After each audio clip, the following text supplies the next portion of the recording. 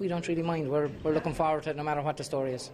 You made some, would you call it, brave decisions in your team selection? In Waterford and any of the teams I'll be involved in, we'll always pick what the best 15 are, and I have a feeling we're going to need more than 15 today if we're to beat this strong Clare team, so we are. So the lads are informal play, and that's the way it goes all the time. Well, Gerard, it's a very wet way to open your championship campaign. How will that suit Clare? Well, I suppose we prefer if it was dry. You know, we have some fast forwards and things like that. But you know, you have to take what you're given, and you know, it'll be the same for Waterford. So you know, we're not that too put out about it. We're hoping for a real strong challenge. So either way, we're going to attack the game. Very young team. How do you think they'll handle the pressure today? Hopefully well. You know, there's no pressure on us. We have tried to say that to the guys there over the last week, that you know, all the pressure is on Waterford. Nobody's expecting a whole lot from us, so we're going into it you know, very not laid back, but we're certainly going into it with an open mind, but you know, it won't be from the one to train. We're going to give it 150%. I bet you are. And is it strange to be facing Davy like this? Yeah, it is. But sure, look, at 5 o'clock we'll be shaking hands and best of pals again. Okay, I have no doubt they will. Time for another quick break, but do stay with us. We have the first half of Waterford versus Clare coming up shortly.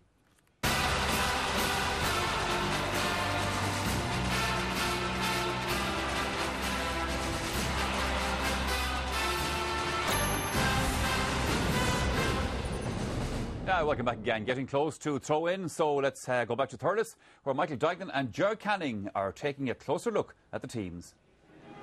Thank you, Michael. Well, in conditions that are far from ideal, Waterford are meeting Clare for the 5th time in 9 years. And one of the most consistent factors in recent times for the Dacia has been their goalkeeper, and that's Clinton Hennessy. It's his 24th championship match today. Behind a full back line that shows a rookie full back in Liam Lawler of 4 Mile Water making his debut. The half-back line includes Tony Brown starting his 19th championship season alongside the returned Michael Brick Welch. There's a new midfield today consisting of Shane O'Sullivan and Richie Foley. Dan Shanahan returns on the half-forward line, his first championship start since the 2008 All-Ireland final, while the inside line features another Shanahan, Morris, alongside All-Stars John Mullane and Owen Kelly. Michael Diglan's alongside me. Michael. Yeah, Gerard, I think, you know, John Mullane to me is the main man here today. He's over the last 10 years, he's 10 years now playing with Waterford. His scoring rate from play is phenomenal, and I think along with Owen Kelly on the frees, they'll have a huge role to play today. I expect Owen Kelly to play wing forward with Dan Shanahan moving inside and Stephen Malumphry to come in corner forward as well. Yeah, there's a lot of talent there. Well, if Waterford is a team laced with experience, no fewer than 6 championship newcomers are starting for Clare today, including the goalkeeper Donald Toohey, who takes over from Philip Brennan. Cian Dillon at number 3 and Conor Cooney in the left corner are 2 more dipping their toes in the championship water for the first time.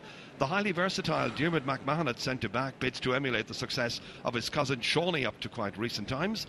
There are 2 O'Connells in midfield, Bach, the captain, with Nicky number 9 making his debut. Sean Collins at right half forward is another starting out today at this level, while John Conlon alongside him has minimal championship experience. And the 6th new man is the full forward, Darragh Conan, playing next to the returned Fergal Lynch. Michael.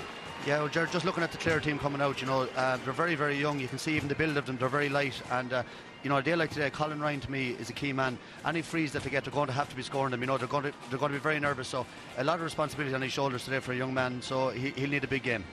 Well, the rain is easing, and just a short while to go now before the start of this Munster hurling semi-final, Michael. Well, it's a blessing to hear that news, that the rain is easing off a little bit, because the forecast, unfortunately, is not great. Donald O'Grady, how do you see this game playing out tactically? Well, I'd say, you know, they're not going to line out as selected anyway, Michael, and, you know, you'd see really Waterford will try and get the ball to their big men, whereas Clare will have... Right, they have Darragh Conan in at the edge of the square, and Liam Lawler, who's a debutant, right, and you know, who played early on with Waterford, then lost his place to Mark O'Brien and is back, you know, again. So there has to be a certain, you know, amount of doubt in Waterford about his capabilities. So I'd see Waterford, you know, being under a bit of pressure if Clare can run at them, and Jonathan Clancy is the main man there. Munster hurling championship is always tough stuff, sir, but you know, Bank Holiday Monday is a different kind of atmosphere to what you might get, you know, normally. Yeah, like even talking to Jerry here before the show, like it was raining heavy in Clare this morning, same in Galway leaving home. Now the guys that would be thinking of coming, a lot of them say kind of 50-50 whether they come or not. If it's raining heavy, they're going to say, listen, we'll have the dinner at home or a sandwich or something and watch it on television. There won't be that big of a crowd there, but that's when you could get an upset, because like this Clare team, they haven't been hitting the headlines. The form has been kind of poor, but like no one around them, there'll be one big game of them. There's terrible pressure on Waterford, I feel. And the likes of Johnny Clancy will go out third midfielder. He'll do a lot of running. Now, if Waterford get on top early on, you could see them win it well. But like the longer Clare stay in the game, the better chance to have a cause an upset. And a final word from the Clare man. Well, you see, the main priority for Clare is to keep the score down, because you cannot see Clare getting 218, 220 in this game. So I'd say that the big thing here will be Nicky O'Connor will fall back towards the half-back line. As Cyril says, you'll have Sean Collins and Jonathan Clancy out around the midfield, and they'll try to get the ball low in front of Darragh, because he's not an Isaki. He's as big as Isaki, but he's not good in the air. But he's brilliant if the ball is played in front of him. So they'll try and keep a big gap between that half-forward line and full-forward line. It's the most intriguing game. You know, it's it's the most intriguing game. If there's a really fine day, I'd fancy Waterford to win quite easily. But on a wet day like today, you just never know what happens. You never know what happens. Sparrow is ready to go, and so are we. Time to return to Semple Stadium and to Michael Duignan and Ger Canning. Yeah, it's the great unpredictable of the championship, no matter if Waterford are the hottest of favourites. And Davy Fitzgerald, you heard Joanne Cantwell asking about how emotional an occasion this must be, no matter how well you prepare yourself for it, Michael. If you were coaching against Offaly, you'd find it difficult. Yeah, I think it'd be very, very hard. You know, even at club level, if you're coaching a team against your own club, it's very difficult, and it has to be playing on Davy's mind. It adds to the pressure on him, you know. And I think he's made a few big calls on the team selection. No Ken McGrath, no Declan Prendergast, you know, no Seamus Prendergast, lads like that have been around the team for a while. So he's, you know, no Aidan Carney, who I believe had a bit of a dispute with him. So you have Jamie Nagle, you know, Liam Lawler in for his debut. So there's a lot of question marks maybe over the Waterford backline, but their forward line on paper looks very, very strong. And as I said earlier, I think Owen Kelly will go to wing forward with Stephen Malumphey inside, with John Milan and Dan Shanahan. Very important full forward line, and I just expect their forwards to be that bit stronger than Clare. Yeah, it's the first time since 1996 that there isn't a McGrath or a Prendergast in the championship team for Waterford. They've still got plenty of experienced heads in there. Tony Brown, the most experienced of them all, of course, 37 years of age now, starting today at right half back.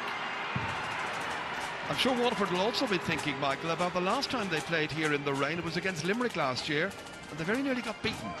Yeah, you know, the rain, it makes it unpredictable, but it has dried up a little bit. There's a strongish breeze out there as well now, so you know, I always felt in the rain it suits the more skillful team. So you know, Waterford shouldn't have any worries. It's a big pitch out there, just move the ball fast. You know, that's what both managers will be telling the players, not to be taking too much out of it and to keep it moving fast into the inside forward lines. And if you keep it simple in the rain, you're not too bad. Well, the parading is